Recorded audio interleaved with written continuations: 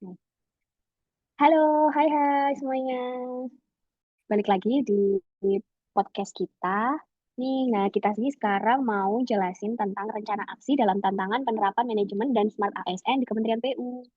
Nah, kita dari kelompok 1, Let's Batch 2, kelas A, mau mempresentasikan kepada kalian tentang tantangan penerapan manajemen dan Smart ASN di Kementerian PU. Selanjutnya, aku mau kenalin dulu anggota dari kelompok 1.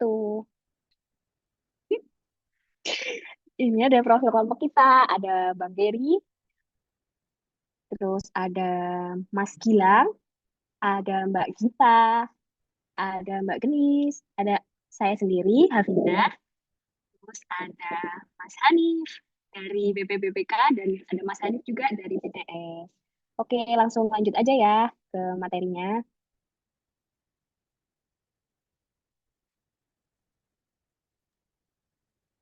Oke, baik. Di sini kami kelompok 1 akan mengidentifikasi isu permasalahan tentang penerapan tantangan digitalisasi absensi kehadiran ASN. Di sini kita mengambil 3 isu. Untuk yang pertama, kendala teknik sarana absen digital. Untuk isu yang kedua adalah sistem pengajuan perjalanan dinas rumit dan tidak fleksibel. Untuk isu yang ketiga adalah manipulasi absensi digital atau absen di luar kantor. Next, Bang Gilang. Terima kasih Bang Gary. Selanjutnya di deskripsi isu dengan 3 isu tersebut, yaitu di kendala teknis sarana absen digital dengan permasalahan terbanyak di kendala jaringan internet di kantor, lalu aplikasi sering error, dan GPS tidak presisi, sehingga berdampak absen ASN tidak record, lalu merusak data rekam kehadiran seseorang dan berpotensi menurunkan motivasi kerja. Lalu di isu sistem pengajuan perjalanan dinas rumit dan tidak fleksibel, permasalahan di lapangan yaitu proses melalui aplikasi butuh waktu approval berlapis dan dokumen sering diunggah ulang. Lalu banyak ASN yang mengeluhkan ribet, terutama saat ada perjalanan mendadak. Lalu berdampak dengan kinerja administratif menurun dan waktu kerja terbuang untuk urusan administratif. Lalu untuk isu ketiga yaitu dimanipulasi absen digital, banyak pegawai yang memanfaatkan celah atau bug pada aplikasi.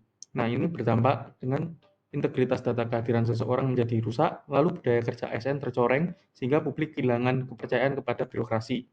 Selanjutnya, Selanjutnya ada teknik lapisan isu, yaitu menggunakan metode USG atau yang disebut Urgency, Seriousness, dan Growth.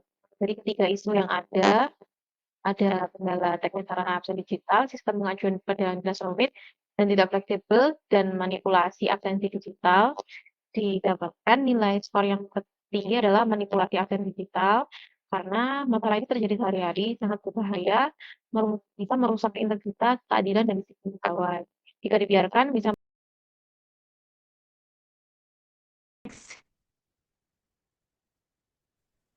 Selanjutnya, kita bisa cari akar penyebab dari isu manipulasi absensi digital di luar kantor ini menggunakan fishbone diagram. Dari sisi people, masih ada pegawai dengan disiplin rendah dan budaya titip absen. Sedangkan dari methods, ada prosedur verifikasi yang masih longgar dan belum ada sistem peringatan dini. Lalu dari sisi machinery, ada aplikasi yang mudah dimanipulasi karena belum ada autentifikasi berlapis dan deteksi anomali. Lalu dari aspek manajemen ada reward dan punishment yang belum tegas serta audit absensi yang belum rutin. Dan yang terakhir ada environment, yaitu masih kuatnya budaya lama yang menganggap absen hanya formalitas ditambah toleransi terhadap pelanggaran itu kecil. Jadi akar masalah manipulasi absensi ini bukan tunggal melainkan kombinasi dari perilaku sistem dan budaya kerja. Selanjutnya, Oke, selanjutnya di sini kami ada rekomendasi rencana aksi dan solusi dari isu permasalahan yang ada. Yaitu ada 1, integrasi absensi dengan GPS dan geofencing. Yang kedua, sosialisasi dan pelatihan penggunaan aplikasi. Yang ketiga, penyusunan SOP turunan di tingkat unit kerja tentang absensi digital. Dari solusi dan rencana aksi ini, ada beberapa tindak lanjut yang bisa dilakukan untuk memberikan solusi nyata di unit kerja masing-masing. Selanjutnya, Selanjutnya, digitalisasi absen ASN itu juga bisa diterapin nilai manajemen ASN dan juga smart ASN. Yang pertama yaitu penguasaan teknologi informasi dan konten. ASN harus memiliki literasi digital yang tinggi, mampu menggunakan aplikasi absensi dan memahami cara kerja sistemnya. Selanjutnya, integritas dan akuntabel. Sistem digital dirancang untuk meningkatkan integritas dengan mengurangi peluang kecurangan. Smart ASN menjunjung tinggi integritas dengan tidak mencari celah untuk memanipulasi data dan patuh pada sistem yang berlaku, bahkan ketika tidak ada pengawasan langsung. Dan yang terakhir, adaptif. Instansi maupun ASN harus adaptif terhadap perubahan. Instansi harus terbuka terhadap teknologi baru dan terus menyempurnakan sistem absensi digital. ASN juga dituntut untuk memiliki mentalitas pembelajar dan mau beradaptasi dengan cara kerja yang baru. Lanjutnya. Selanjutnya kita bisa melakukan refleksi singkat berdasarkan apa yang telah dibahas sebelumnya. Jadi digitalisasi absensi ini bukan sekedar hanya mengganti buku tanda tangan dengan aplikasi, melainkan ini adalah suatu upaya untuk membangun budaya kerja yang lebih baik. Dengan menutup celah manipulasi dan juga memperkuat pengawasan sistem absensi digital, Smart ASN yang terpercaya, akuntabel, dan siap menghadapi tantangan modern dapat terwujud. Perlu juga kita sadari bahwa tanpa adanya komitmen yang kuat dari diri kita sendiri, maka tujuan ASN dalam melayani negeri ini menjadi sulit terwujud. Karena menjadi ASN merupakan tugas luhur demi kepentingan bangsa dan negara.